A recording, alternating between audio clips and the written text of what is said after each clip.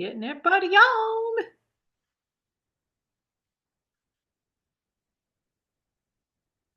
Hello, hello. You guys followed directions. You were here 5 minutes early. Good job, guys. Nice going. Cool, cool. We're going to wait just like 4 minutes until everyone gets on to get started. But while we're hanging here, I mean, we might as well use the time. So tell me a little bit about what you're most hoping to get out of today. Who wants to share a little bit about what they're most hoping to get out of today? You can put it, Sandra, tell me. Hi. I just want more ideas. So I've been watching all of your stuff, so I'm really excited. I've been doing kind of dirty carnivore for 8 days and I've lost almost 10 pounds. So Freak yeah. I just barely got to the point where I'm not like craving things. Like yesterday and today, I'm like, I'm not hungry. I'm not craving things. So, That is so I'm amazing. excited. Way cool. Way cool. Who else has something they want to share about what they're hoping to get out of today? You can either unmute yourself. Oh, Jeannie, go. Hold on, I gotta get thinking. Hang on. Okay. I'm over here looking up what dirty carnivore is. I've never heard that phrase before. I was like, what the heck is a dirty carnivore? What's a dirty carnivore, Rebecca? So curious. um, I always want to learn. I love to learn. So I was like, that's an interesting topic. I could definitely learn more about that. So I just Cool, want to learn cool. all the things. Learn all the things. Well, thanks for sharing. My intention today is, but she is dirty. That's right. My intention today is to help you guys have some really fantastic tools for emotional overeating in general. And then we are going to get into a little bit of what a carnivore diet looks like because we'll get into the emotional stasis and physical stasis that you can get into using that. But we're actually not going to go into that too much today, but I will do like some questions and stuff on that piece because like what we actually physically eat makes a gigantic difference in all of these other things that we are going to go over today. So we will go over that a little bit. I will go into it more if you guys want more too, because you guys, you're here live. You get to, tell me what kind of experience you want. I am here to serve you guys. Hey, Chrissy. I think Chrissy's working on her house tonight. So, hey, Hey. hey, gorgeous. So, I just asked these guys, what are you hoping to get out of today the most? What's like the one thing you're hoping to get today?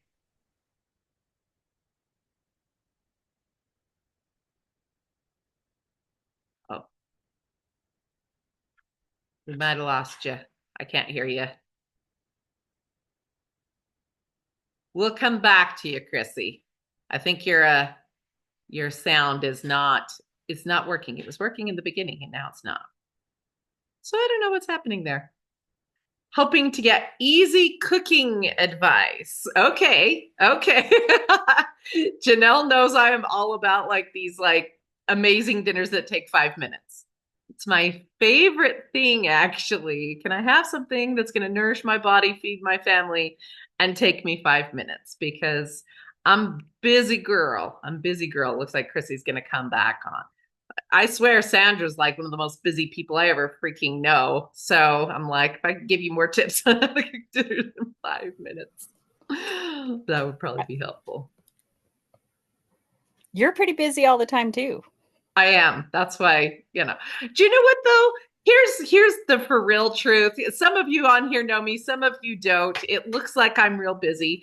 The for real truth is I really, really, really like free time. I really, really, really my favorite thing is not doing anything, which is probably contrary to what it looks like online. It's always like, here's my big busy thing, but in all reality, my favorite thing is doing nothing. And so I do other things really quickly so that I have lots of time for doing Nothing nothing. time. I like nothing time. Hey, Sandrina. Freaking love Sandrina. She's awesome. Okay. Well, I think it's like 7:01. So I'm going to get in here and share my screen, hopefully, with things. Let's make sure it wants to share the right way. And we're going to get into it. Clicking 50 buttons, so my screen will share the way I want it to. So, Julie, can you hear me now or no? I can hear you now. Oh, okay. Okay, my thing that I wanted was more like helpful tools on staying consistent even with social stuff. You'll probably go over that, but that's my big thing is like how to stay really consistent even when there's social events. So, the end. Ooh, love that. Yeah, Love that. that's my big thing. So, yeah. And travel, Just look like Disneyland. into. Oh yeah, travel too. Yeah, yeah. Does anyone else here travel? I'm a traveler. I'm always going lots of places. So I don't know why this doesn't want to go into, here we go, into slideshow mode from the beginning. Ha ha! Look, it's me. That's me. If you guys don't know me, that's who I am. So my name is Julie May. For those of you who are new to me, my big story started a few years ago, but I really was in some massive bad shape. I'm going to tell you a little bit more about that and a little bit more about my story. This is me in 2021. You can see I have a mask around my neck because they were still being required pretty much everywhere I was traveling to. This was in France. My husband took me to Paris, which was like the trip of a lifetime, one of the most beautiful things on the planet. And it was beautiful and magical, all except for my body was in such bad shape that I literally could not do and see half of what I wanted to see there. Like, we went to the Louvre, which is this beautiful art museum that I'd wanted to see my entire life. This is where the Mona Lisa is and all these beautiful sculptures. And I literally like I went and saw the Mona Lisa, which I mean, if you've never been, it's like this big. It's kind of anticlimactic, but at any rate, there's way other cool stuff that's there. And my husband Joe was like, I want to go downstairs and see all these other exhibits, and there's these sculptures over here. And I remember just like crying because I was like, I was in so much freaking pain, and my feet were swollen up like this big. I couldn't even hardly put shoes on, and I just couldn't do it. I just like we'd flown across the freaking world to go see these amazing sights. And between like nerve pain and edema and just being massively overweight and everything else, so I physically could not go do any of the things. And so I remember getting home from that trip and some, I'm a big Disney girl. There was so much in Disneyland Paris I could not even remotely see. Like, they don't do little scooters or wheelchairs or whatever over there. It's not a thing, and you have to just walk it. And I just couldn't do it. So I came home, and I remember like that was like gigantic turning point for me, because all of us have those things that are super important to us, and travel is one of those things. I've always wanted to be somebody who traveled the world and can go out and see these things and be able-bodied. And I'm mid 40s. I wasn't old. I wasn't 70. I was mid 40s. I'm 48 right now. And so it was like 45.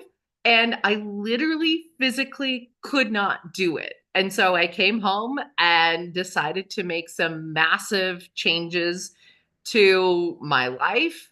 And it's been quite a journey to get to where I'm at. I want to share with you just a couple other things about who I am and my background, and we're going to get into actually teaching you all the stuff because it's not about me. Just like this has been my journey. I'm now down 94 pounds. I don't have any edema anymore.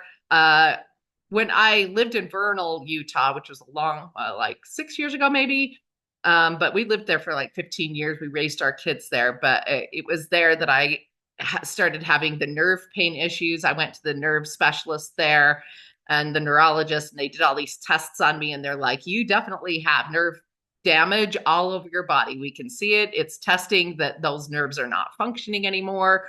But they didn't have a diagnostic for it. They were like, we've never seen it show up like this before. It doesn't present like this. It doesn't present like that, but you definitely have it all over your body. And I no longer have any problems with that at all. I don't have the numbness and tingling I used to have. I don't have the shooting pains I used to have. Anxiety and depression that has been really bad in the past also has completely gone away. So, I mean, it has been quite the journey over the 3 years to take back my life. And now I'm to the point, I'm like, I don't know how far I can walk without having a problem. It used to be about half a mile before I was like, that's it. I can't do it anymore. And now I'm like, I don't know. I've walked like 30,000 steps in a day and it didn't feel like I did anything yet.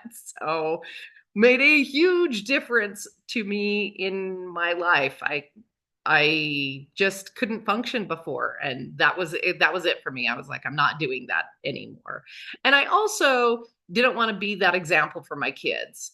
My kids are all adults now, but like, as somebody who's been in the kids' seat, watching my mom who physically could not do anything. So my mom, I grew up with a mom who was super, super overweight. And my dad did all of the active things with us. He took us skiing, he took us swimming, he did all of those kinds of things. But my mom never went to any of those things once. And the second, like, we were adults at all, like, she couldn't travel with us. She really couldn't do anything. We couldn't even like ask her to go to a concert at the park because she couldn't walk from her car to, 100 feet to where the concert was going to be. And that started, God, when she was like 55. And so being in that seat as being the kid watching my mom do that, I didn't want my kids to deal with that. I didn't want my kids to be like, oh, of course mom can't come, or like all missing out on all of these family functions because I couldn't function. And so that was kind of the big changing point for me. So I wanted to get into, we're gonna start by talking about emotional overeating, and we're gonna get into some of the aspects of that, and then we're gonna get into some more of the strategic things that you guys have asked for because you're here live and you get to dictate what this looks like for you. So I want to talk about overeating for one thing, because I'm pretty sure all of you on here are here because that's been a part of either your current self or your past self. And so let's talk about that. There are 3 different components to an overeating pattern. There are physical things, emotional things, and spiritual things that can lead to what we would say is kind of like that. I'm overwhelmed, I'm emotional, and now I'm going to go eat something because we think that that's going to solve everything. So tell me if that sounds familiar. Put it in the comments if you have ever done I'm emotional, I feel overwhelmed, something bad happened, something felt triggering to me, and it may not even be that bad, but all of a sudden you're like, what I need right now is a cookie. What I need right now is something to make me feel better for a minute. And that just becomes the pattern of how we handle things. And if you think about, like, again, how we grew up, at least this was at my house, I'll claim my house, when it was, here's something to celebrate, it was, here's food. When it was, oh, you're having a bad day, it was, and here's food. And so, like, both emotions got brought up with, okay, so here's how you express this emotion more fully. You're super excited, we're having a celebration, here's food. That's how we express that emotion. You're sad, something bad happened at school, you got a bad grade, you got this, you got that, here's food. That's how we handle it. And so from the time, bored, lonely, stressed, nervous, yes, Janelle, that's exactly it. All of those things, what do we turn to? We turn to food. And so I wanted to discuss that and give you some really good tools for what that looks like. So physical, emotional, and spiritual aspects. Let's see if this wants to go. Physical issues that can cause cravings, binging, overeating, all of those things. One of them is vitamin deficiencies. Your body could actually be going, I am missing nutrients. I'm going to make you crave food until I feel like I have nutrients. I know that was an issue for me. I had some blood tests done, and so I know some of the nutrients I was deficient in. I had iron deficiency. Oh, what was it called? Anyway, there was a kind of iron deficiency I have. And so that has been something where I'm like, I can tell my body would go into craving states trying to get to a point where it had enough iron. And it never quite got there until I changed the way I ate. I also had major vitamin D. Yes, anemia. That's the word I was looking for. But iron deficiency anemia. Thanks, Sandra. Rebecca said she grew up super poor and went hungry a lot. So a lot of emotions tied to food equaling safety and plenty. Oh my gosh, that makes so much sense. That's the land my parents came from. There was never food in the house. And so when they finally had enough money to like have as much food as they wanted, it was like they wanted to have as much food as they could have because that felt safe and secure to them. Thank you for sharing that. So vitamin deficiencies is one of those physical things that can lead to feelings of cravings. Blood sugar roller coaster. Who here gets on a blood sugar roller coaster, man? You'll eat something in the morning and then by the afternoon you're slumping. And so you're like, oh, I got to eat something again. And then we'll get a high again. And we kind of do the blood sugar roller coaster and eating a lot because I had. Yo, blood sugar roller coaster, especially if you have like diabetes, that can feel like quite the blood sugar roller coaster. But even just any kind of blood sugar imbalances can make you feel that way. But I think every single person who gets up and has something, hypoglycemia for sure, if you get up and you're starting to have those, like you start the day with, you had a muffin or something, and then like your blood sugar goes up, and then you're like, oh, that was a good choice. I'm feeling good for the minute. And then the second, it's like giganto crash off. And now you're like down here. And now it's like, hangry, yes, Sandrina, hangry, that 3 p.m. situation where it's like, I guess we're taking a nappy buys or getting some freaking caffeine in our system, or we can't do anything. So those blood sugar highs and lows make a gigantic difference in those cravings as well. And sugar addiction. So sugar addiction is one of those things that I'm like, we need to start treating like this like the actual addiction that it is. I mean, people say the words addiction all the time, but I'm like, it is a for realsies, big freaking addiction.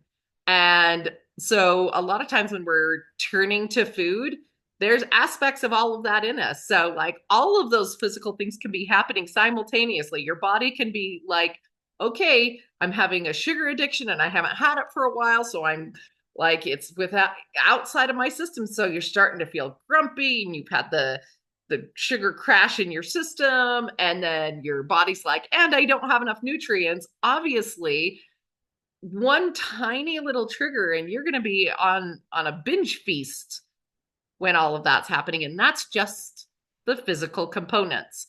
So we get in and we have emotional issues that can cause cravings. So emotional issues, back to kind of the cycle of addiction. What happens in your brain when you're having an addiction cycle is like, there's one little thing that like triggers and like pushes the button that says, okay, I'm going to have the addiction cycle now. That can be just the lack of the addictive substance in your body, just like the sugar not being in your body. That can be enough of a trigger to just start the cycle. But something being emotional around you can flip that switch as well. So whatever happens, the switch flips, and then you have a chemical release in your body. There are actual chemicals that get released that are called cravings, and you're like, I need to have the substance right now. And then you automatically turn to it because it's like, it feels so uncomfortable in your body that you're like, I've got to do the thing and then it'll be fine. And then you get guilt. And then it just is this never ending cycle.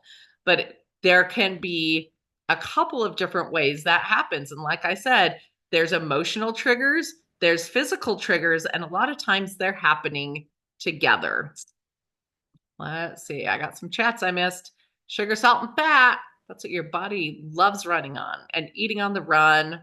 Yeah, those things. So Other things that are happening that can be emotional triggers, as trauma can actually, when you have trauma, it actually causes reactions in the brain to change the chemistry and the physical makeup of your brain. It actually changes the way your amygdala works. It actually changes the way your prefrontal cortex works. It changes how all of that would naturally function.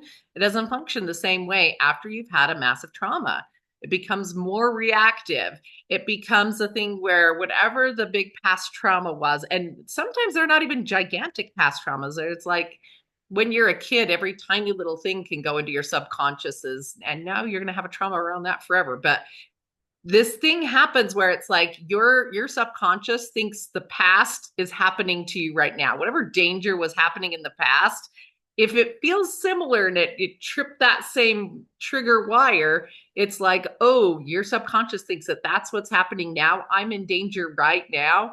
And it's like, okay, well, I'm going to turn to food to solve that problem because that's worked in the past. So we'll just turn to food to solve that problem. So that's things that are emotional that can be really, I mean, it's the physical and emotional sides. I swear to you, they're simpatico. They go hand in hand. You almost can't talk about one without talking about the other. This is one I wanted to talk about a lot today, though. So if you are somebody who eats emotionally, which I'm going to say again, you're here because of that. You're probably what I would call a verbal processor. You're probably somebody who needs to talk something out in order to understand and process the emotions and the actions that are happening around and to you. And when you are able to talk it out and have somebody that hears you, when you feel fully heard, you're not going to turn to food as much because your mouth and the process of talking through it actually helped you understand those things and not have it go in as a trauma response. It's really, really fascinating. And when you are not heard and you're like, I feel like I'm not being heard, you very likely will turn to food because your mouth is still in this mode of this is the place I process emotions. And I feel like I'm not being heard or the verbalization cannot happen. It could be not necessarily that the person is not listening to you, but it could be because out of fear response or out of safety or out of a lot of different reasons, you choose not to say the things out of, I don't want to have a confrontation, out of, it's not worth it right now to say those things. Every time you stuff the things that you really need to say, you're likely going to turn to food to stuff. And because your mouth is the place you process it. And if it can't process it one way, it's going to try and process it another way. So it is really important for you guys to understand that. I'm going to give you some tools at the end for you to actually go through and utilize this information. So that's another emotional thing that can really have you turning to food. That really resonates now. Love that. Love that. Okay. So I'm going to go over. So we did physical things that can lead to this. We did emotional things that can lead to kind of overeating. And then I'm going to talk about some spiritual things that can cause that overeating pattern to happen. So one of the things that I find can lead to that in a more spiritual sense is if you feel purposeless, like you're going along, you're doing your everyday things, and you're like, there's got to be something bigger out there. There's got to be like, my life does not feel like it has purpose right now. There's a piece of that is within human beings. We like to feel like we have purpose. And when you feel like you don't have purpose, one of the things that can happen, again, especially as a verbal processor, you may turn to food to fill your soul. So you're trying to fill yourself up. Another thing that can happen, it's kind of on the same line, is if you know you're like, okay, I have this deep thing in my soul and I want to do this thing and I have a big purpose, and you're living a life that's not aligned with that. So it's like, you're like, okay, I know I'm meant to help people in this way, or I just have this big thing in my soul that says, do this cool thing. And I think it's different for every single person. But if you have that within your soul, but your actual physical actions are doing something that's different and people do this all the time. There's no shame in it. All of us have a different journey with every single one of these pieces. It may be because it is scary. It may be because you're like, I have no idea financially how I would do that. Or there's going to be 1,000 different reasons. But when you are in misalignment with things you know to be true and your physical actions, again, you will try to fill yourself up in another way. So that's another spiritual one. And I'm going to talk about this one just real quickly because I'm like, we don't like to admit we're angry with God or with source or whatever you want to call the higher being in your life. But think about it.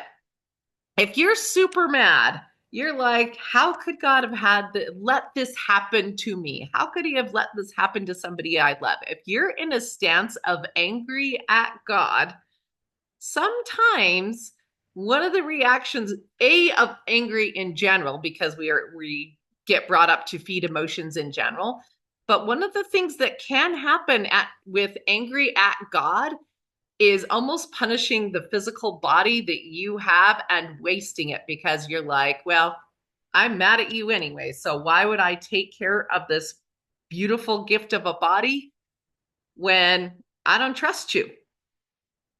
So I have seen myself do that. I have seen many other people do that. And it's definitely a self-reflection piece. And I'm sure okay, so here's what I want for you guys to do. We did physical, emotional, and we've done some spiritual things. I want you to comment which thing is the thing that is resonating most with you today. And it can change from moment to moment. So like just right now, what is the thing that is resonating most with you? Is it there could be a physical thing? Is it there could be an emotional reason? Or could it be a spiritual misalignment, angry at God, missing purpose sort of thing? Okay, Gina says emotion, verbal processing, not processing emotions, protective wall, shoving down the feelings, had my heart broken. So I ate all the cookies. Yep. Emotions. Lots of emotions in here.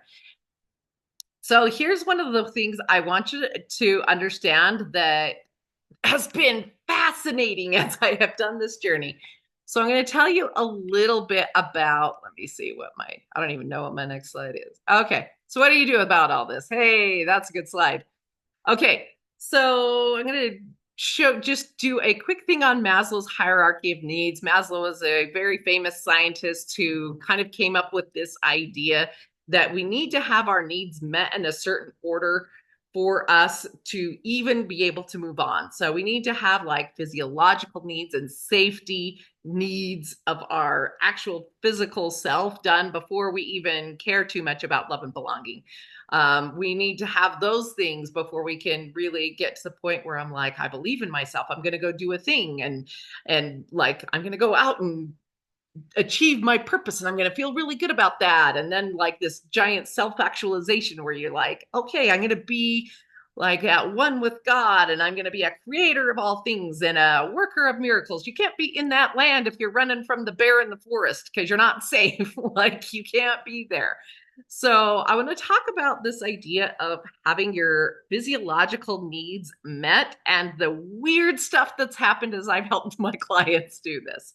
So one of the weird things that happens. Okay, I'm going to actually skip past some of this and I'm going to get to some stuff down here. So one of the things I have my clients do first is, and you probably saw as I was skipping through, we ditch the carbs. I mean, like all of the carbs. There's no bread, there's no pasta, there's no fruit, there's no carbs. And what you're really eating is a lot of fatty meat and eggs, and you may have a little bit of cheese, and then you're having water, right? And what your body is doing at that point is it is like physically healing. Your brain is run on cholesterol and fat. That's what your brain is made of. That's what heals, like the myelin sheath around your nerves. That's what heals your brain. And when you get into a state where you take away all of the sugar and all of the ups and downs like that, that can't even happen anymore because you're eating protein and fat and that's it. But what we're doing is we're like healing your brain. Yeah, I'm going to get to veggies in just a minute, Janelle. You are correct. There's no veggies. I'm going to talk about that in a sec. So, but with this healing of the brain, of the protein and the fat and the cholesterol in there, healing the brain, one of the really interesting things that has happened with me and every client I have worked with is all of the sudden the emotions don't chemically react in the way they used to. So we think of emotions as this kind of ethereal, strange body, but in actuality, if you look at anatomy, it's actually chemicals being released into your body to make you feel a certain way. And when you are eating in a way that's like protein, fat, cholesterol, eggs, these like red meat, all the things they told you not to eat. It's just, that's why I was like, come with an open mind, friends. Come with an open mind because everything is backwards land.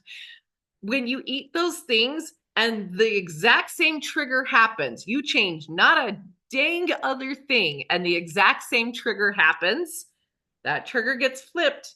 And the chemical release, instead of being this big, is now just a tiny little trigger, tiny little trickle. It's like, I'm here. I kind of see that that was an issue. But all of the sudden, the massive fear, the massive things that we thought were anxiety, that we thought were like this kind of ethereal body that we didn't have any control over, they're just chemical reactions happening in your body. And all of a sudden, it doesn't happen the same way. It's crazy. It is the craziest thing I've ever seen in my life. So, does seem accurate with the few times you've eaten like this. Yes, Janelle. It is the craziest thing. The chemical responses do not happen the same way. And you're like, wait a minute, what is happening? And so you're able to look at things almost from like an out of body experience. You're able to, instead of being in the emotion, being in scared, being in anxiety, being in anger, you're able to see, okay, they did this thing. And you're almost looking at it from over here and can go, huh, I can see how that's caused me a problem in the past. I can see how maybe I might want to change that boundary. Or sometimes it even happens where you're like, oh, I can see how this wasn't even about them. This was actually about this other thing when I was a kid. And no wonder that kind of has triggered me all along because when I was a kid, this thing used to happen. And now that reminds me of that thing. You can almost get into it and look at it in more of an analytical term. It doesn't mean that you never get angry when anger is it's a justified anger. And it's a weird word to use, but there's reasons to be angry. But those little triggers and little things that would have caused issues in the past don't do it the same way. It's really, really interesting. So that's the first thing I have to people do when they are in an emotionally triggered state is eat fatty red meat and nothing else with it. Let's say you haven't like transitioned all the way over to what we would call, like some people call it carnivore, some people call it a proper human diet, whatever. Let's say you haven't transitioned all the way over. Cool beans. You get yourself in a triggered space. Your mouth still wants to process something. Okay, go out and come back in, Jeannie. We'll let you back in. Your mouth is ready to process something, and your body wants to feel stable and grounded. If you go and eat some fatty red meat in that moment, your mouth starts to process things and your emotions, those chemical releases that all got triggered and sent out all over your body, all of a sudden it goes, you feel a lot more grounded, a lot more safe. So that's like the first thing I tell people to do. I'm going to see if, hold up. I'm going to go back into this in just a second. Where did my thing go? So I want to back up to some of the things I wanted to talk about earlier that I skipped through. Okay, we're going to go back to this point. Oops. Okay, share again. Okay. It's just easier to back out and come back in it like this when it's like that. Yes, this is probably why your moody daughter chills out with a burger patty. This works with your kids' friends. Your kids are having an emotional meltdown. Give them some fatty red meat and nothing else. And let them eat as much as they want. You can only eat so much fat and protein, actually. Like, they'll have a natural stopping point. You're not gonna eat. That's the other thing that happens is if you're eating like a steak and you don't have anything sugary with it, nothing that's going to spike anything, you could only eat so much before your body just tells you to stop, frankly. So you're not going to actually, you can't really binge to the point of it being super unhealthy if it's just fatty red meat. And yeah, this totally works with your kids. But this is going to do a couple of things. You are going to even out that blood sugar roller coaster. So if we go in and take out our carby friends, it is definitely going to get rid of that sugar roller coaster. See if this wants to do, there it goes. There it goes. Maybe it's going to be weird. So all the carbs, all of them, even if it's a whole grain, every freaking single carb makes your blood sugar do this and this and this and this and this, and it will do it no matter what, no matter if it's, grapes or a banana or rice or whatever, all of them do it. And to get off of that whole cycle, you're going to get off of them.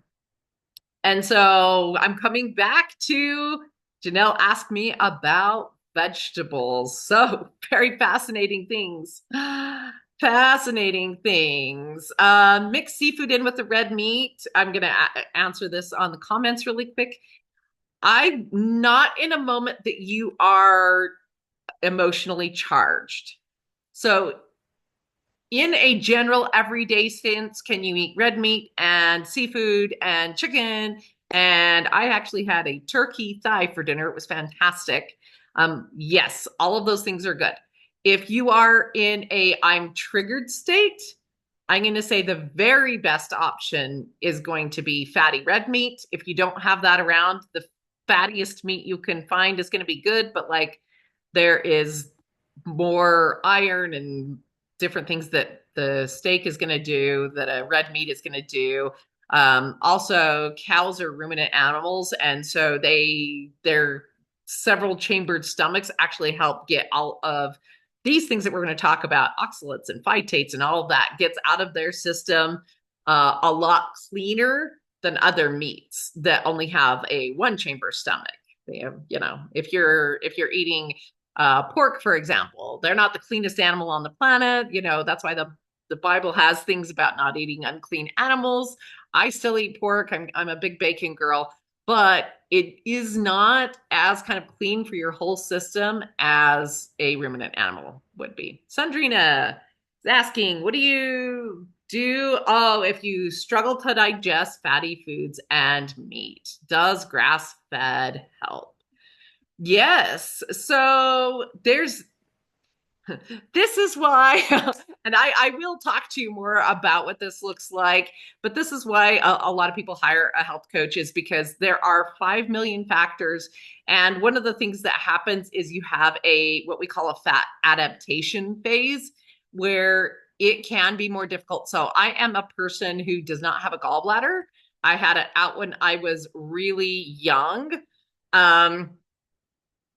So that is one of those things that took me a while to get used to, having my body digest and know how to handle fatty red meat for a really long time. So Rebecca, if you need to have things that have a little bit less iron, I'm still going to go with like a fattier piece of meat that's going to be less iron. So fatty chicken thigh with the skin on, that would be really, really good. Those kinds of things, because a fatty protein source that's a pure protein source, or eggs would be fantastic. in that kind of a case. We want a fatty protein source that your body is going to be able to handle really well. And this is again why I do health coaching and do it on a one-on-one basis with clients, is because every single body is so freaking different.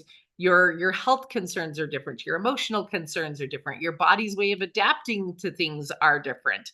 Like this is why, is because all of these different issues come in and go, okay, but I have this specific thing. Blood type does not affect it, actually. That's one of those funny things that's like the blood type diet. It's one of the doctors that I follow. There's a bunch of doctors that are on YouTube that talk about this way of eating. And one of the doctors was talking about, can you imagine going out into the animal kingdom and going to a zoo, and then they're like, okay, well, this lion has A negative blood, so we're going to feed him, grains, but this lion has B positive blood, so we're going to feed it meat. And this lion, they would never, that's not how it works. That's not how it works. There's basic things that function one way for pretty much all of our species, and that's what works. So blood type does not actually matter, even though there's books out there to say so. Like if you think about it hard enough, you'll go, yeah, that makes zero sense.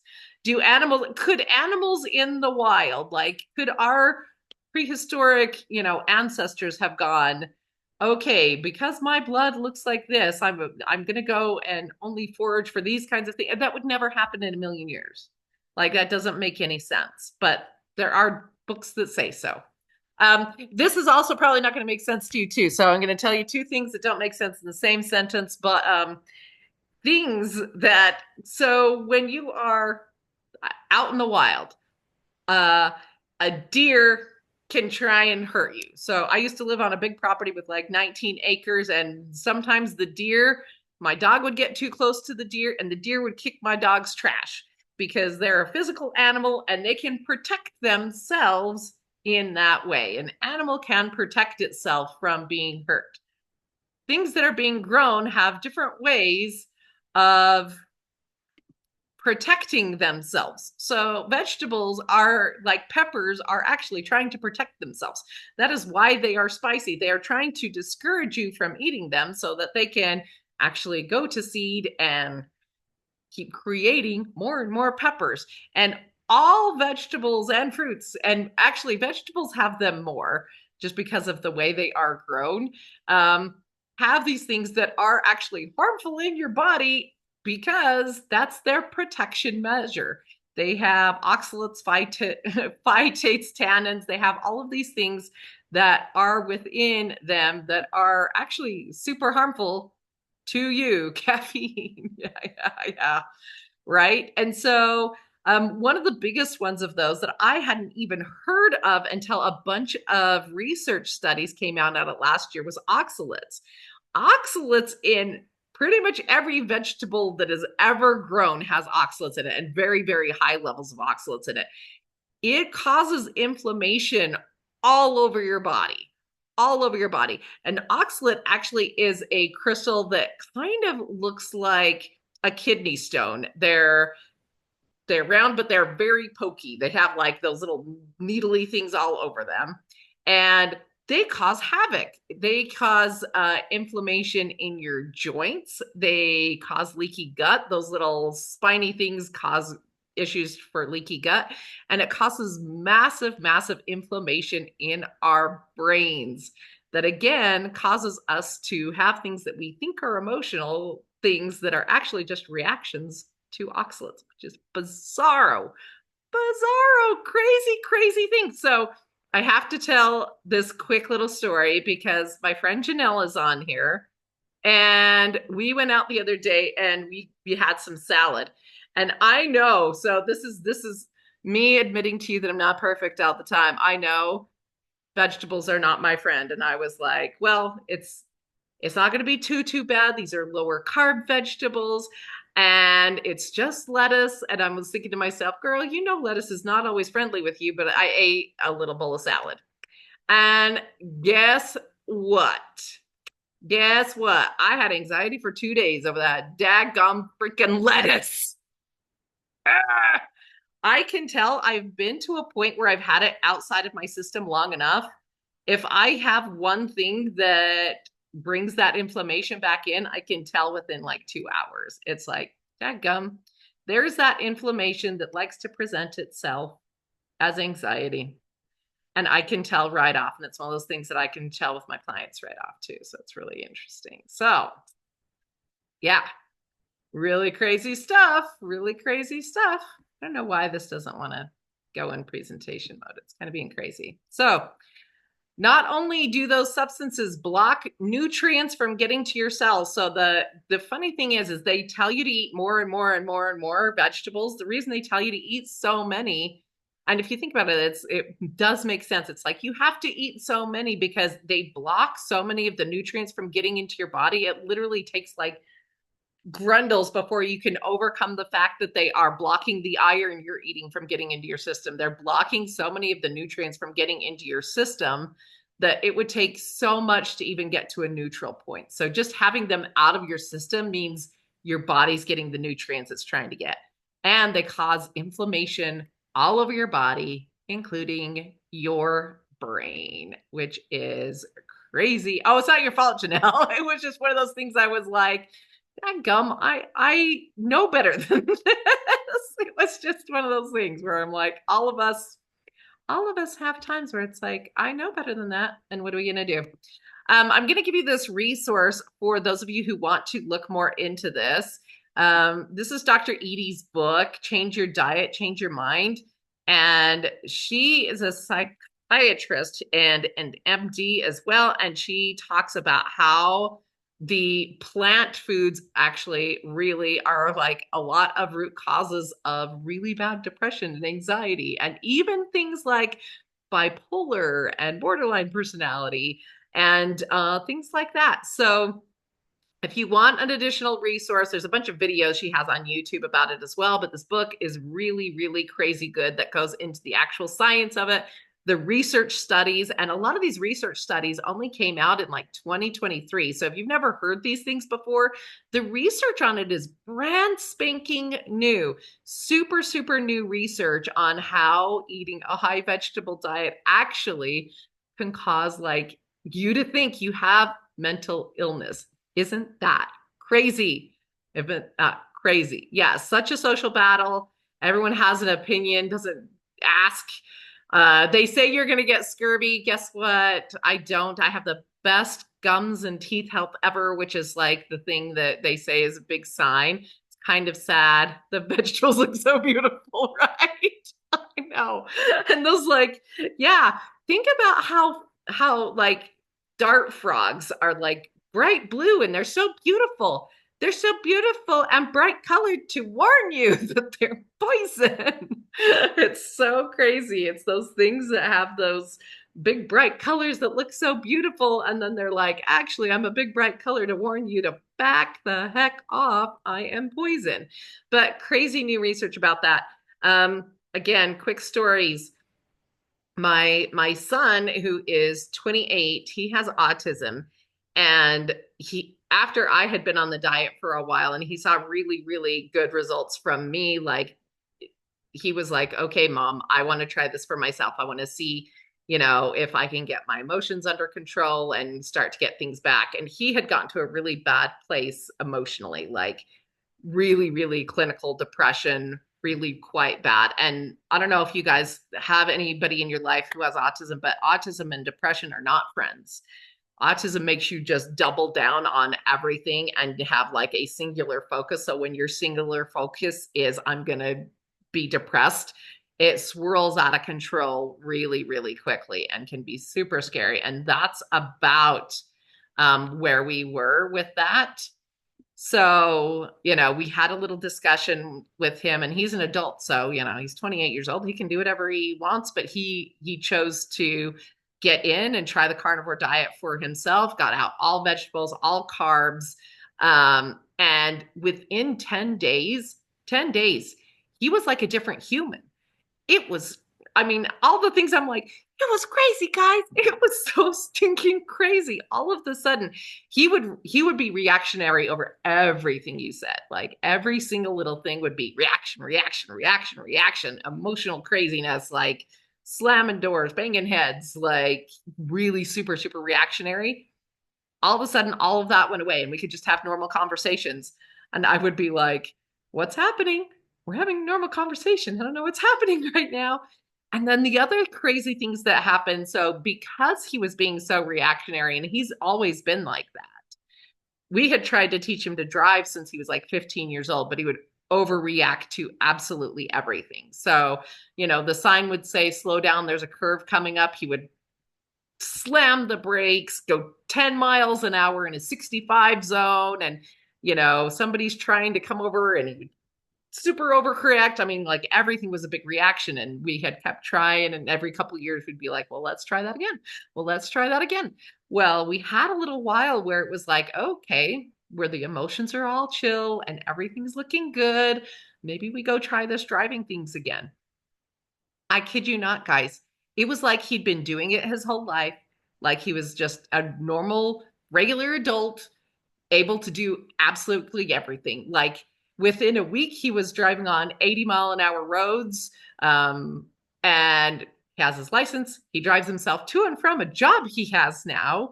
He just got cast in his first professional acting company. He's going back to school to get his IT degree. I'm like, it feels like a freaking miracle. And so if I get a little passionate about it, I'm like, and he's lost 50 pounds. 50 pounds. And this is a kid who always turned to food, because when you have autism and ADD and these reactionary things, and some of you guys that know my family history a little bit, like, these kids had a lot of stuff. Their dad died really early in a really super public tragic way, and they've had enough trauma that they were kids that were going to turn to food, and he definitely did. And to see him now, from taking out fruits and veggies and grains, he's really he eats meat, and that boy does eat a lot of cheese. I mean, not gonna lie, he's a kid who can do cheese, and he eats a lot of cheese. But to be able to go from, I literally didn't know if I was going to go downstairs to his bedroom and find him unalived one day. I was really, really concerned about it, actually. From that to, he's actually at play practice right now in a professional company. He went back to school, getting his degree, driving himself everywhere, complete independence, driving himself around. I know that sounds like a crazy thing for a 28-year-old, but when you've had a kid who's had a disability their whole freaking life, and all of a sudden he just takes the car keys and you feel completely confident that he can do stuff, that's freaking crazy. So like, I'll get a little teary about it, but like, I really thought he was going to live with us forever and never be able to have a normal life. And now I have all of this hope for him that I'm like, and Centurina knows Matt a little bit. He's just the sweetest kid when he's good.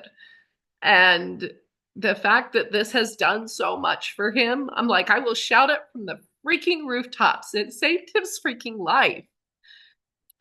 So I had to share that because I'm like, I know it sounds weird, y'all. I do know it sounds weird to say, take out vegetables, take out fruit, take out grains, eat meat.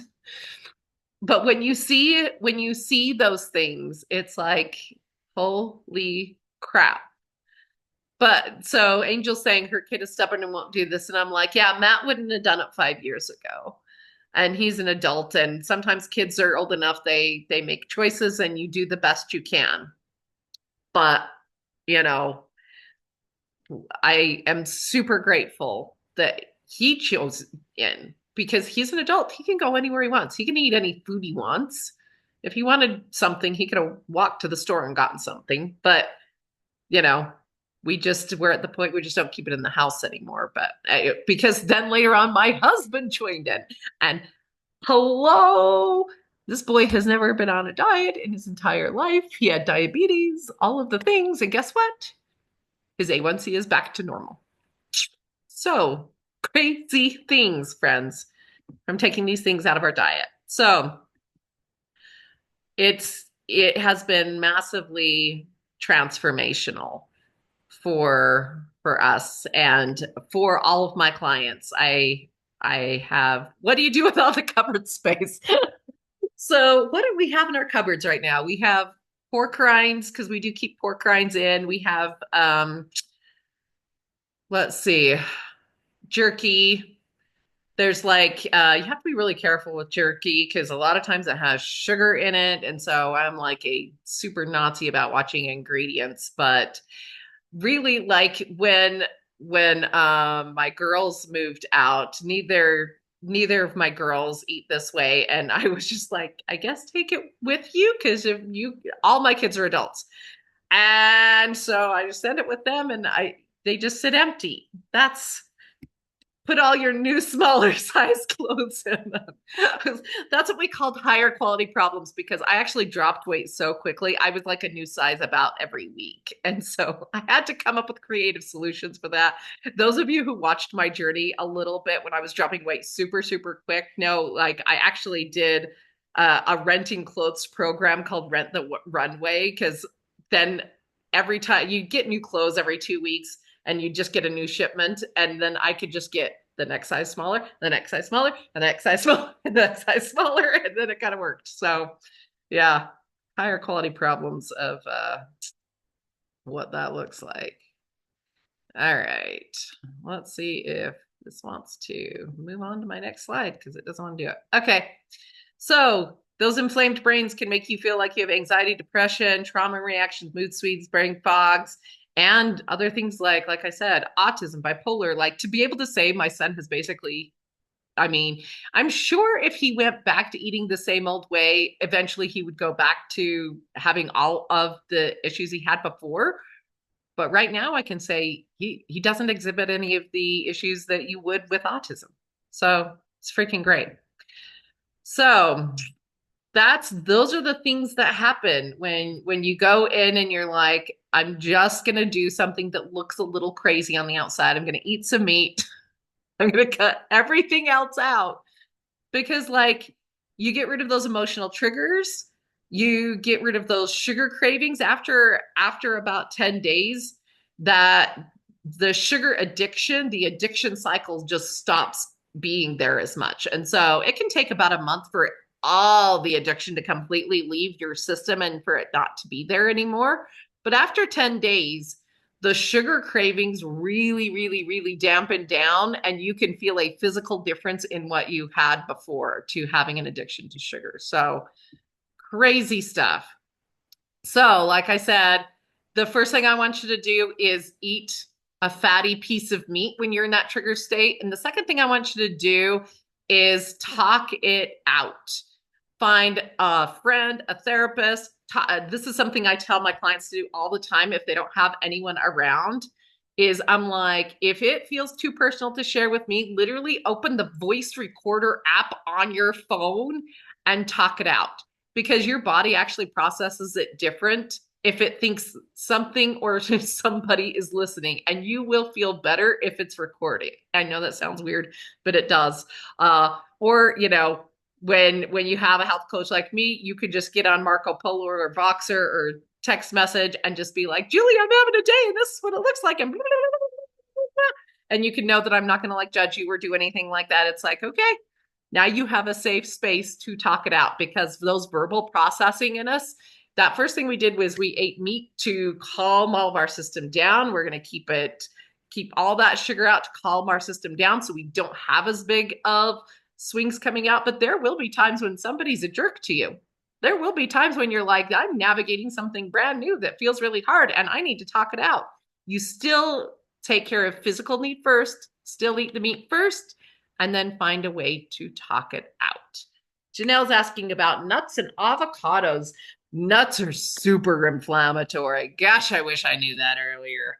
Nuts are super, super inflammatory. Avocado. So avocado is in with the fruit family, actually. And so one of the things I recommend to my clients is get to a state where you're doing like beef, butter, bacon, eggs, and salt for like a few weeks because you have to get like the addiction out of your system. And again, it would be different for somebody like Rebecca who has like gonna have almost an intolerance to beef with the amount of iron because she has a genetic thing. Each of you are gonna have a little bit of a thing. But so you would want to get to basically a good clean meat. Usually it's beef, butter, bacon actually usually does really well with people, and the fats in it are super healing and feel satiating. And eggs for most people do really well. And you want to season with basically down to like salt. And so what happens when you get to that state is you get to a really, really clean place where you know what optimal feels like for your body. And then you can kind of start testing some things out. So with carnivore, we're actually doing two different things that are both really, really helpful for your body. One of the things is we are getting into ketosis. Ketosis is a chemical that your body releases when it doesn't have any glucose to run on, when it doesn't have any sugars, when it doesn't have carbs, glucose, that to run on. Then it goes, oh, we need to turn fat into ketones and we need to run off of that. Well, your brain functions at a much, much higher processing ability on ketones than it does on glucose. And so you get to be in optimal health and optimal functionality in your body by running on ketones. So that's one thing we're doing. And in order to get into ketosis, you have to have a really, really low carbohydrate total count. So that's one thing. The other thing we are doing is getting rid of the oxalates and the lectins and all of those things that are harmful that are in the plant foods. So when you get rid of all of the harmful things that are in the plant foods, and you get your body into ketosis and you're there long enough to know what optimal looks like for you, then sometimes you can get to a point where you can try something. So an avocado is a lower oxalate food, and it's moderate in the carb realm. I would never like recommend having like an entire avocado and having it by itself. But maybe if you had, after you'd gotten to a really good clean point, if you wanted to try it with maybe some cottage cheese or an egg or a protein source and trying half of it, and then you become the expert on your body. That's what I want all of my clients to do, is to become the expert on their body. Get to a point where you know what clean, healthy, functioning, really vibrant, full of life, like that high energy level, what that feels and looks like for you.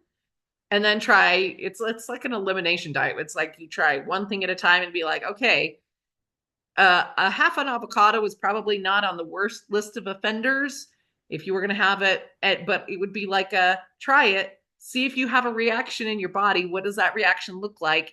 And then if you eat it again, you will know. You know going in what that's going to do. And you take the calculated risk or you don't. You go, okay, that I did have more joint pain the next day.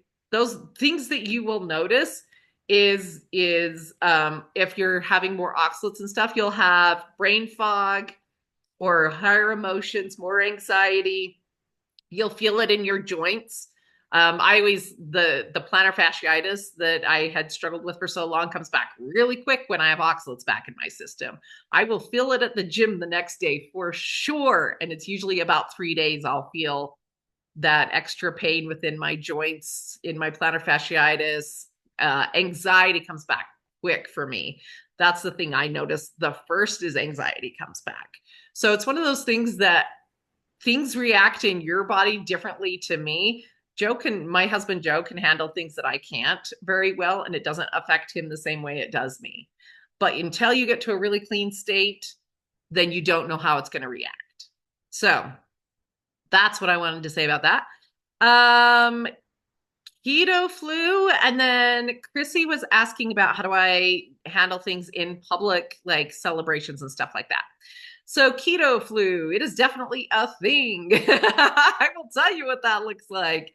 And it is one of those things that is something to be aware of. And again, this is why you would have somebody helping coach you through it, because keto flu, affects everybody differently, but here's what it can look like. So people tell you, like, we're all out here saying you're going to have more energy and you're going to have better joints and everything's going to feel better. And then all of a sudden you get keto flu and you're like, I feel like crap. Somebody lied to me.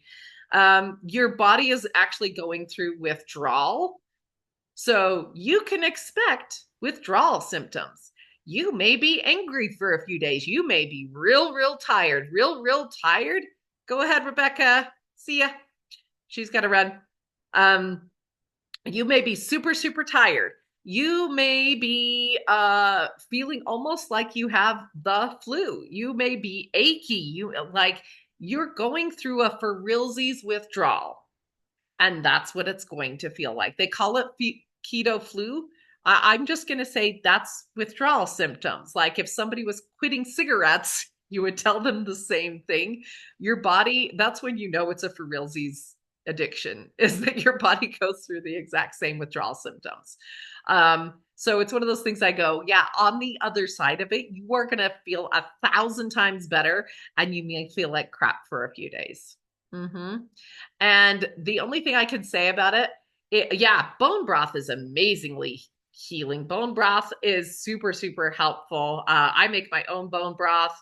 I do it for I cook the bones for a good 24 hours. You want to get the gelatin out in them. It's a super easy thing to do. Bone broth, super helpful. Electrolytes. Your body is transitioning to getting the electrolytes from fruits and vegetables, which do have a lot more electrolytes than to the amount that's in meat, which also has, you're going to have salt on it. You're going to have those kinds of things. I'm going to recommend having a really good, like Himalayan sea salt or like a Redmond salt. We want a really whole mineral rich salt. And sometimes you need to get some like extra magnesium in there. Sometimes we have a little bit of a different electrolyte balance. What electrolyte powder drink? I use LMNT. It's called Element, the unflavored LMNT. That's the name of the brand, is Element. Do you want it's kind of like a tealy green color? Yeah, that one. And it is the unflavored, unsweetened. That's the one you want. They also have sweetened ones, but I have noticed that they don't work really well for my body. And I know that they have a little bit of filler in them. And so that doesn't work very well for me. It's enough of a carb and enough of a substance my body doesn't like when it gets into the flavored ones that I have a not so great reaction to that. But the unflavored, unsweetened, kind of in the teal package is really going to help you when you're going through keto flu. So super going to help you on that. What time we got? Oh, cool. Okay. And then celebrations and stuff like that. So that's a great question for me today because it's my husband's birthday tomorrow and we are having a big celebration at our house. We just had Christmas. We just had Thanksgiving.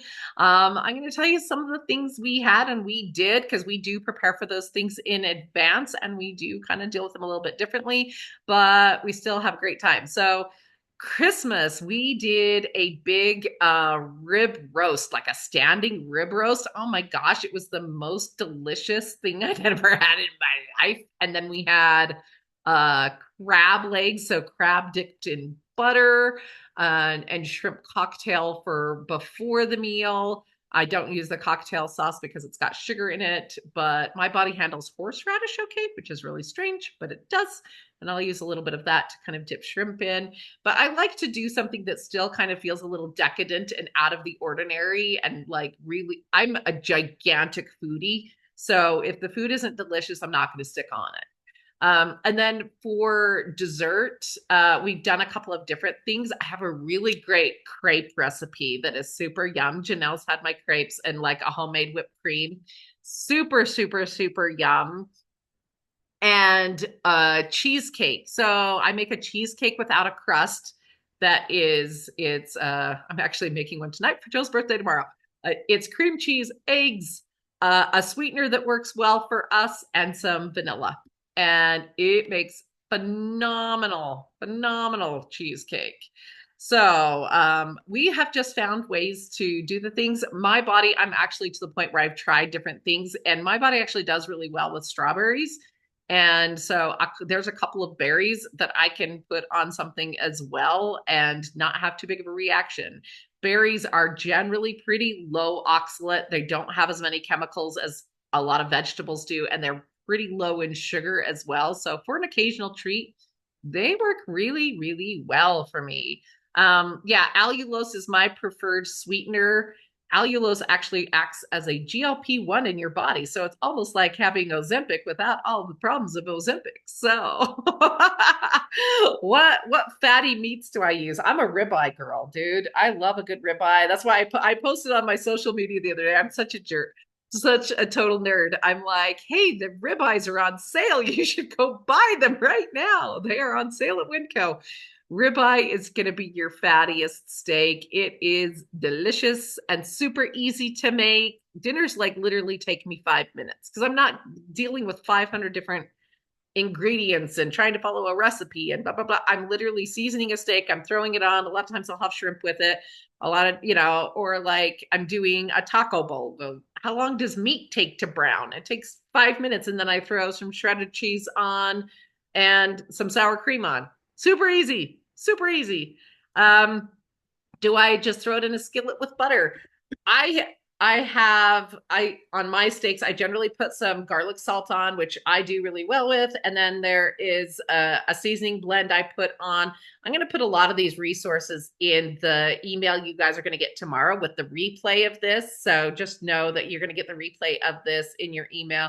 It may come tonight if I get it to load up the way I want it to and my internet works, but I'm going to put a lot of the resources in that as well, because here's the thing. Now, I want you guys to comment and see if you guys are like this as well. Tell me your thoughts, but for real, I'm not going to stick with something long-term if it feels like I'm being deprived. I'm not. I know myself. If I'm going to a family function and I'm like, hi, I don't get to eat as good a food as everyone else, I'm never going to stick to that long-term. I'm just not. But when I can go to a family thing, like I went to Thanksgiving at my dad's house, and we had turkey. I made gravy myself. So to make carnivore gravy, all you do is take the drippings and add in some heavy cream and some cream cheese. It makes fantastic gravy. So made that myself. Brought some sausage links, brought crab, brought like all of these really, really super tasty things, brought our cheesecake for dessert. And not for a second did I go, oh, I wish I could have that. I was like, holy crap, the fact that I am eating, crab legs dipped in butter and the most amazing food of all time, and I'm losing weight and emotionally healthy. This is fantastic. This is the best thing ever. That's the energy I will stick to a plan with. I don't know about you guys, but like that's what it needs to be. I need to at the end of the day go, I missed out on nothing. My dessert was probably better than anything they had, frankly. It was delicious. So I'm like, I'm not missing out. I'm good. So those are some of the things I do to help function through all of the craziness. I do recommend keeping your meals super simple, especially in the beginning. It's like, this does not need to be hard. Get a variety of meat from the store. Season it up with, so when you're doing seasonings though, and I might add when I'm doing your email out, I might add a couple of other videos I've done for my YouTube channel that are about like adding seasonings and cheeses and stuff like that. Because in like the first stages, I actually, as a health coach, generally don't have people doing a lot of different seasonings and every cheese on the planet and all these different things. We need to figure out what's working for your body and what's not first. But when you're looking for seasonings, I will tell you, like, look at the ingredients really carefully. We don't want sugar and maltodextrin and cornstarch and all of these fillers and stuff in there. We want like pure seasoning and nothing else in there. There's plenty of stuff on Amazon that I'm grateful that you can see the back of the package. You can see the ingredients list. And so I found some really good things that literally I'll just take my pre-made seasoning, sprinkle it on, and like my husband Joe made dinner tonight, and it was turkey thighs. I'd never seen that at the grocery store before, but we were like, turkey thighs, okay. And he just sprinkled some of the seasoning on, threw it in the oven, didn't have to do anything after that, and then it was done. and you can do it in the air fryer.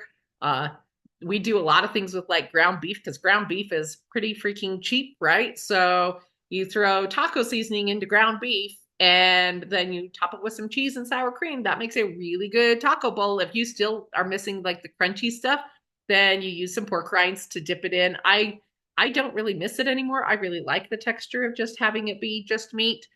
Before you get into like the cheese and sour cream stuff, you can just eat it just the seasoned meat and then start adding in cheeses and sour creams and stuff and see how your body handles with dairy.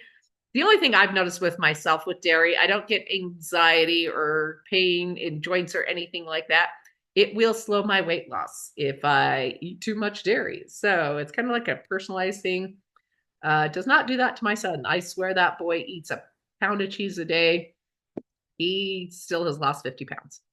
So it doesn't work that way for him. So those are some stuff I wanted to tell you about how the functionality and just day-to-day side stuff looks for what that looks like. Oh yeah, one of the things I wanted to say is once you kind of get into that stabilized sense, like if you're triggered and you eat the meat, you talk it out, then you can start looking at some of the other factors and making a plan for some of the other factors. So it's like, oh, do I have some trauma stuff that might need deeper healing? Do I have a boundary issue? Am I really kind of misaligned with my purpose? Are there other things that are happening? But then you're doing it in a state of curiosity. Take the judgment out, do it in a state of curiosity, and then you can kind of look at it and go, do I actually have some things that I need to work on to be a more fulfilled, happy person in my life? So if this felt like I just fire hosed you a little bit and gave you a whole bunch of stuff to do, don't worry. It can be super, super simple. So would it be okay if I just took a minute to share with you what working together with me could look like as your health coach? Would that be okay if I just took a minute for that? Thank you so much. So the program I'm helping my clients with right now is called the Heal Your Body, Heal Your Mind program. It is 3 months long of working one-on-one with me because as you've seen just throughout this call, everybody's body is so stinking different. It's one thing for me to like put out YouTube videos, and I have lots of free information out there. If you follow my TikTok or my YouTube, there's a ton of free information out there, but it's not going to customize to the fact that every single one of you is going to handle things differently. What we do in this program is we work on ending the emotional eating cycle for good. We look at all of the factors. We get you in a really good, stable state. And then because my training is also in hypnotherapy and I'm a registered behavior therapist on top of that, because I can have the tools of nutrition and the emotional pieces, we work at healing all of the root causes together. So we create safety around food, losing the weight sustainably. Guys, I've been on this journey for 3 years and I'm 94 pounds down and it is staying. It's done. It's gone. That's like, what would it feel like to lose the weight for good forever and never have to worry about it again? That's what we're talking about. Feel super emotionally stable. I'm your built-in coach. I'm always there to help you process the things. Literally right before I got on this call, I had one of my clients from Florida sending me a Marco Polo and telling me about her big win for the day. And I'm getting like those messages. I love getting messages from my clients so I can be there for you in those celebration moments, because it's not just in our down times we need to verbal process and say the things. It's on our celebration moments too. Because what did we get as kids? Oh, celebration. Here's a cake. Here's a thing. Here's a whatever. No, we need like real human interaction to help you with that. And then delicious menus and recipes. I am all about it, man. Like the food is so freaking good. Strategies for eating at family functions, eating out, celebrations, all of those kinds of things. You're going to get all of that. Okay, let's go. There we go. So this is a custom one-on-one program. You get on a call one-on-one with me for 45 minutes every single week, just you and me together. We also have some aspects of, support groups and stuff like that, but all of those private things get to stay directly with me. And every single aspect of this program is customized to where your body is right now. In fact, when you sign on with us, you get a big intake form so that I know your health history, your emotions, your, like, if you're in the middle of a trauma thing right now, like a big thing right now, like I get to have a really good history look at all of those things so that this customized program really is individualized for you and your needs. And then daily check-ins, really, really high accountability so that I can help you right in those moments. So you're not like, oh, well, I don't have a session until next week. No, you're gonna tell me right in those moments. So this is normally a $52.97 program for 3 months of working one-on-one with me as your coach. But for January, I want to get as if you don't figure it out how passionate I am about this, like I want to get as many people healed as humanly possible. I know January is when everyone's like, I'm going to go in and do the thing for sure. So I'm like, I'm just going to do this just right now. And I'm going to get as many people in as humanly possible to help heal you forever. So it's 777 when you pay in full, or you can do monthly payments where it is $300 a month to do that. And so I'm going to give you some QR codes. So it depends on if you are on your phone or not, but that is the QR code for doing it in the 777 and paying in full. You do save $123 when you pay it in full like that. Just a second. And I have a link for those of you that are on your phone so that, because you can't really do a QR code when you're playing on your phone. So I'm going to put it in the chat here. That is the 777 pay it in full. So you save $123 by doing it that way. And then let's see. Or it is $300 a month if that kind of a payment plan works better for you. So this is the, let's see if it wants to play nicely right now. This little program has been really interesting today. This is the QR code for doing it the $300 a month way, which is totally good as well, whatever works best for you guys. And again, I'm going to copy and paste this QR code into the chat for those of you at your leisure there.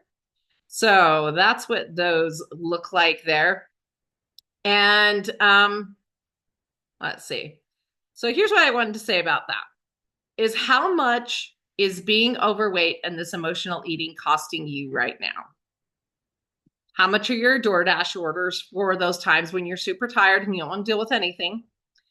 How much are your doctor bills? How much are your relationships suffering from emotional outbursts that are probably actually more related to food? And what's that long-term cost of being unhealthy? The heart attacks that could happen, the diabetes, the stroke, do you know what the freaking worst is these, like the thing I had where it was like, you have nerve damage all over your body. It'll be there forever, says the doctor. There's nothing I can do about it. We don't even have a name for it. You know how many times I went to MRIs. I went to like 5 different doctors and they all gave me the same daggum thing and do you know how much that freaking cost? That was like quite a while ago. And MRIs, guess what? I didn't have insurance. They were like $3,500. And all the freaking going to the neurologist and stuff like it was very freaking expensive for them to tell me they don't know what's wrong and nothing's going to solve it. And then I want you to think about like, what are the effects of these unhealthy habits having on your kids and family? Like I said, I was massively impacted by my mom having those habits growing up. I love her dearly. But additionally, it did impact me. It did impact me when we just didn't ask. In fact, she would get mad if we asked her to do something that was going to require physical activity because she didn't want to actually admit out loud that she couldn't do it. But she would get mad. And we just knew she never even learned to drive a car. Like there were so many things she couldn't do. And that really affected me. It affects me today. I'm 48 years old and it still affects me. So I'm like, what example do I want to be to my kids and family? And I'm going to bring this up. You may actually be thinking, I'll just take the Ozempic. I'll just do the injection. I'll just do the thing. And I'm going to say it's your choice what to do with that. I've had a couple of friends that went that route. One of my absolute best friends actually started at the same weight as me, started at the same time as me, and we got down to about the exact same weight. And she did Ozempic and I did this. Her body is in worse shape than when she started. She started because she wanted to keep doing her massage practice. She's a beautiful massage therapist, or at least she was. She ended up quitting her practice 6 months ago because her nerve pain and the pain that she was in never went away. It actually got worse. Her anxiety doubled. Her depression, there's been so many days that I've had to go over and be like, you okay? You okay, man? And she hasn't been. She lost the weight. She looks fantastic. All of the other problems she has got worse. And frankly, for less than 1 month of injections, it costs about $1,000 a month. We can get to the root cause of what is really happening and heal your body for good long term in a way that's emotionally stable, in a way that is grounded, that's scientifically proven, that has all of the support of not just the food, but also like healing some of those trauma things. That's what I'm trained in. Having some of those rewiring of your brain through some of the hypnotherapy I can help you with. Like, this is all of those things together. So I'm going to tell you the last little bit one more time is 777 when you pay in full, which saves you about $123, or it's $300 in 3 monthly payments. The links are in the comments there. And this is what I want to say to you at the end. Is you guys had a lot of different reasons for coming on this call today. Some of you were just kind of curious about what carnivore could look like. Some of you were like, I don't know, Julie's lost a lot of weight and it could be cool. And some of you could have just been like, you know what? I just know I need to get healthy and I don't even know what it looks like, but I'm going to do something. I just say you guys came on here for lots of different reasons. I am massively blessed that you trusted me to be with me for like this 90 minutes where I could share some of my wisdom. And I'm like, oh, there's so much to share in 90 minutes. But whatever like the next part of your journey looks like, I would love to be there with you, helping support you, helping be there so that you have somebody every step of the way who knows how to navigate that, who knows how to like get in nutritionally, knows how to get in emotionally, and can help you like create from today forward. Today forward, your life's going to be different. You're making a choice. Just like I made a choice that day in France. I said, not one more day. Not one more day am I going to be a victim to this body. Not one more freaking day am I going to let even the doctors who say that this nerve pain and these issues I have are incurable. I am not going to do that one more freaking day. I'm taking back my life today. So that is my invitation to you guys. Is today the day for you where you decide to take back your life, where you decide not one more freaking day. I'm not going to lose the weight and gain it back again. I'm not going to struggle and crave and have not support, not one more time. This is the time we're going to do it for real. So with that, I love you guys dearly. I have like 7 minutes. I would be happy to answer any questions you might have. So I'm going to leave it right like that and see if you have any questions.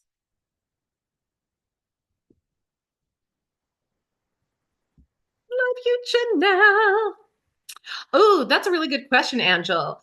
Should you have water with the meat before or after if it's hard to digest? Okay, that's actually one of those things that I'm like, oh, people don't actually know this. That's a great question.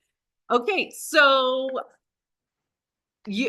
one of the things I actually suffered from really, really, really, really bad was acid reflux to the point where I would aspirate everything I ate and it would go straight into my lungs. And which was not working for me. Like, I would have these clients that I needed to do consultations with and stuff over the Zoom calls. And like 2 minutes before I would get on, I would aspirate. Like, so I was like feeling like I was going to die. And like, I didn't know why. So one of the things that can happen is your body actually, your stomach acid needs to make contact with the food you're eating. And with that, water has better times to drink it than others. So I stop drinking water half hour before I'm going to eat, and I don't drink until at least an hour after, more like 90 minutes if I can. And that's not like a hard set in stone rule, because the longer I've been on this diet, the easier it has been for me to digest. But when I first started, that was a hard and fast rule, or I knew that there was going to be issues. So when we drink water before and during our meals, you're diluting the stomach acid that you have in there. And so then it has a harder time actually processing this. Meat takes some stomach acid and to break down. So that was actually a really good question. What about constipation? Actually, most people do not suffer from constipation on this eating plan. It's usually the other way around until you get more fat adapted. One thing that's really, really interesting as you actually don't go number two in the bathroom as much because you don't have as much waste. Your body utilizes, if you're eating like a steak, your body utilizes almost every single component of that, and there's not a lot of leftover. So when people start and they don't know what that's happening in their body, they're like, I haven't gone number two for like 3 days. It's not because they're constipated. There's nothing stuck up in there. There's less waste. When you're eating a lot of fruit and vegetable matter, there's all kinds of waste, all kinds of stuff that needs to be processed out. But when you're doing it in a way that's like you're eating food that your body almost completely utilizes, you don't go as much. If you did ever get constipated, allulose actually helps because your body doesn't digest it the same way, and eating more fat. So fat is kind of your gauge on this diet. Instead of being fiber being the gauge, if you have too loose of stools, you probably ate too much fat and you need to dial it down. If you don't haven't like, if you feel like you really are constipated and your stools are hard, you need to up the fat. So fat's your new gauge. Fat's your new gauge. Oh, okay. Like I'm looking back through. Let's see. Water before. Favorite go-to snacks. Favorite go-to snacks.